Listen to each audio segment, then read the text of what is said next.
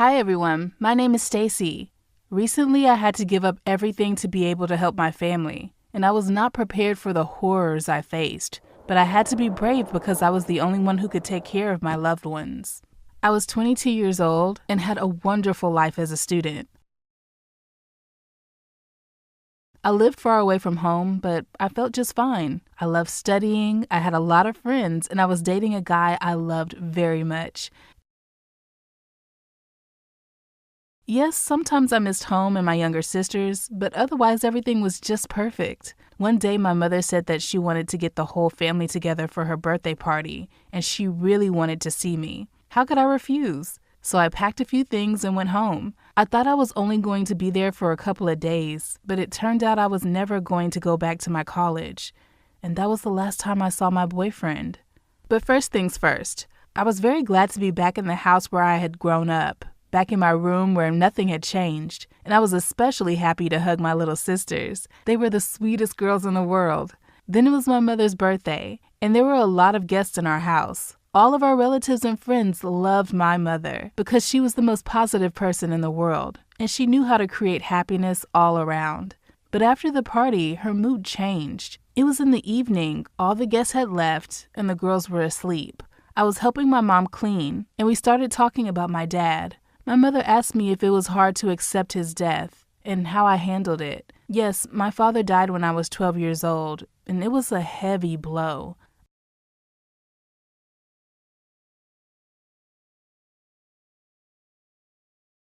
I remember how bad I felt.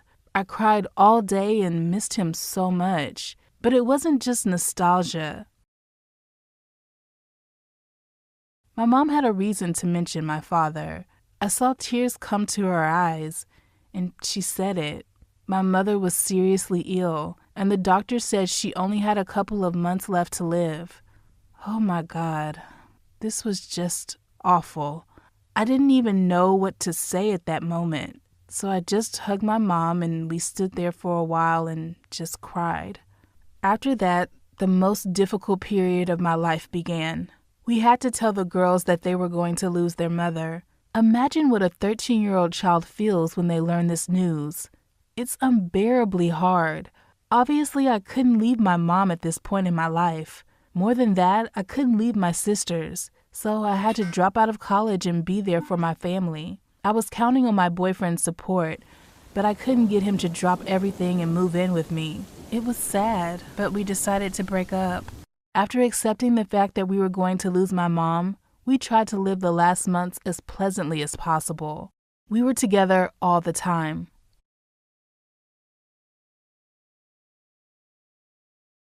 We walked, had fun, and even went on a trip. Then we spent the last couple of weeks of her life in the hospital. I can't tell you how I felt as I watched my beloved mother fade away, but there was nothing I could do about it. So I was just there for her until the end. And then it happened.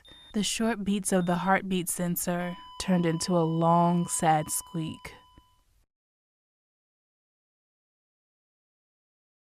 And my mom went into another world. We were on our own now, and now I was a mother to my sisters, and I had to take care of them and help them cope with their grief. I had to be strong for them, but it was hard. After all, I'd lost my mother too, so I tried to stay strong during the day when I was with the kids, and I spent my nights crying into my pillow. We learned to live in a new way. I drove my sisters to school every day, and then I learned how to cook and keep the house in order. At some point, it became easier for us, and we realized that we could cope with everything and continue to live on. But the savings my mother had left was melting before my eyes, and I knew I had to find a job to support our family. But the thing is, I didn't finish my education, and I had a hard time finding a job. No one wanted to hire an employee without a degree, even though I left college for a good reason. One day I realized that I needed any job just to get some money, and I saw an ad for a housekeeper. It was weird because this work offered a lot of money. It looked like a trap, but I decided to try anyway, especially since I was good at keeping the house clean. When I got to the interview, I understood why the promised salary was so big. It was a huge house in a very fancy neighborhood. The owner, Mark, was a solid businessman, and he was willing to pay this money to the housekeeper. I guess he liked me because I started working the very next day, and I have to say it was a strange job because the house already had a lot of staff to keep it clean, but it was just perfect for me. Every morning I drove the girls to school, then drove to work, and I was free at 3 o'clock in the afternoon, so I could earn money and pay a lot of attention to my sisters. This went on for a while until I began to notice some strange behavior from the owner of the house. Sometimes he would just watch me do my job, and sometimes he would start a conversation with me. He would ask about me and was interested in what I was doing outside of work. These conversations were always awkward, and I was very shy. He even invited me to lunch with him once. Needless to say, it was the most awkward lunch of my life, but he did it for a reason. At one point, I noticed that he was just flirting with me. I didn't know what to do in this situation, so I just smiled and then tried to find a reason to leave this strange conversation. And soon, I got confirmation that he wanted me to be more than just a housekeeper. Mark's wife suddenly came home and I was told that she wanted to see me. I went to her room and she said she had to have a serious conversation with me. Judging by how she looked, all her conversations were serious. She gave the impression that she was a very strict woman. At first, she just asked if I liked working in their house, but then we moved on to a more sensitive topic. She asked me how her husband felt about me. It was more like an interrogation. I didn't want to talk about him flirting with me, but I started to get nervous and she cracked me. She knew something like this could be happening, and she wasn't even surprised. She said it wasn't my fault, and she knew her husband was constantly cheating on her, but now she was determined to put an end to it. And now I had to help her, or she'd throw me out of the house. Of course, I didn't want to lose this job where I was making good money, so I had to do it. I had to give her clear proof of her husband's infidelity, and she said she would reward me for it. I didn't know how I could do it, and I was confused for a couple of days, but then I decided to just record our conversation on the phone, and soon I succeeded. Her husband and I were alone again, and he started hitting on me again. As soon as I realized I had enough evidence, I lied and said that I had to go. I got the tape, and I sent it to Mark's wife, but it wasn't enough. She was very unhappy with what I recorded for her, and she was going to fire me, but I asked for a second chance. She needed video evidence, not just silly talk. If I didn't succeed, I would have to leave the house immediately. I was nervous all night, and I didn't know what to do. I couldn't lose this job because I had to take care of my sisters. They only had me, and I couldn't let them down. In addition, this businessman was acting dishonestly, cheating on his wife, and he had to be punished. Soon I found the courage and I was determined to do it. The next day, Mark started flirting with me again, but much more openly, so I had to act. I hinted that I was going to clean the bedroom and winked at him. Then I quickly hid my phone with the camera on behind the curtain so he wouldn't see it. Soon Mark came in the bedroom and continued our conversation. Then he admitted that he had hired me because I seemed to him to be very beautiful and sweet. He took my hand and after a second he kissed me. The worst part was that I had to play along with him to get the video. I don't know how it would have ended if he hadn't heard a car pull into the driveway. I don't even want to think about it. Mark went to meet the guest and I grabbed my phone and ran out of the house. Later, I met with his wife and showed her the video. She was pleased. It was important for her to have this in order to accuse Mark of cheating, because this way she would be able to sue him for the property and punish him for his constant infidelity. As she had promised, I was rewarded, and it was a huge amount of money for me.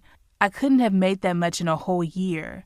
It was probably a small part of what she was going to take from her husband. She said she could get me a job as a housekeeper for some of her friends, but I refused. I don't think I could forget this horror that happened to me, so I didn't want to work for people like that anymore, and you never know what could happen in another house. Then I came up with another plan. With the money I got, I could arrange to move to another city and continue my studies. Plus, I could rent out the house we used to live in and make an income. It would be the fresh start that our family needs so badly. It may be hard for us, but everything that happened to me made me realize that I would do anything to help my sisters. What would you do for your family? And what do you think about me setting Mark up? Was that fair? Hi, I'm Megan. And recently, I tried to solve the greatest mystery in the world: how to make friends. My whole life, I felt like an outcast. Even in kindergarten, I was always alone, doing my own thing. It's not like I didn't want to hang out with the other kids. I just didn't fit in. I guess I've always been a little bit weird. I thought it would change by high school, but it really didn't. Every time I tried to make new friends, it didn't work out. For example, I would start to chat with someone, and they'd seem so uninterested in anything I had to say. But if I tried to ask questions about them, they also kinda didn't want to answer. It just never clicked. It seemed like nobody else had a problem like this. Everyone was hanging out in groups, and I was always alone. Nobody paid attention to me. At the start of this year, I desperately wanted to fix things and find people who I could call my friends. For example, I went up to one of the girls from our class and asked her how her summer was. And she was just like, it was all right. Then I said, cool, mine was a little boring, but I learned a lot of new things. Like, have you heard that there is this kind of fungi called cordyceps?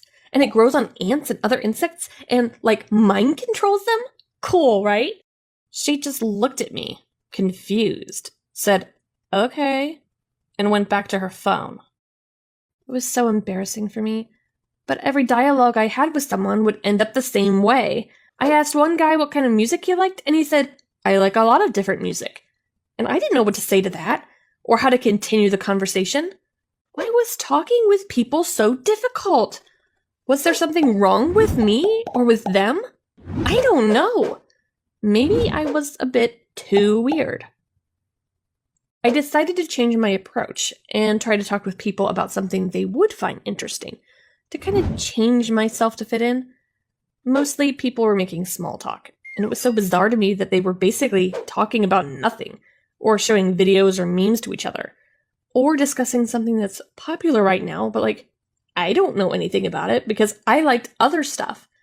Sometimes people weren't even talking to each other, but kind of hanging out close to each other. Then I tried to bring people some gifts, like chocolate or something. Random things. People in school were pretty happy about it, but it didn't lead to any friendships. I was still that weird girl. But then there was a golden opportunity. One of my classmates had a big party coming up, and everyone was invited, even me. So I got myself ready for it and went to the party. And well, it happened again. I tried to talk with someone, to join their groups, to be a part of them, to just chit-chat with someone, but it always went nowhere. Just a short dialogue about something meaningless, and then an awkward silence. Then I noticed a guy in the corner of the room. He was alone, and he was wearing a shirt with a dragon on it, and he looked very geeky. I was interested. So I walked up to him and started talking about his shirt. And it finally worked! He was so happy that someone started to talk to him because he was the same as me. He said that he and his friends like playing Dungeons and Dragons. It's a role-playing tabletop game.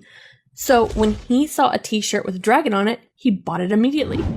Other people thought it looked silly, but I told him it was awesome. We started talking, and I asked him, do you know about cordyceps? And he was actually interested! Finally! He said that he usually doesn't even go to parties, but decided to go this one time and regretted it. He said he and his friends gather to play Dungeons and Dragons and other board games every Saturday, and I could join if I wanted, even though there were no other girls. I said yes, and went to play with them the next week. All the guys were weird and awkward, just like me. I was very confused by the game at first, but it was really fun at the same time. I finally found friends! I couldn't find friends because I was trying to fit in, instead of embracing my differences and finding people as weird and geeky as me.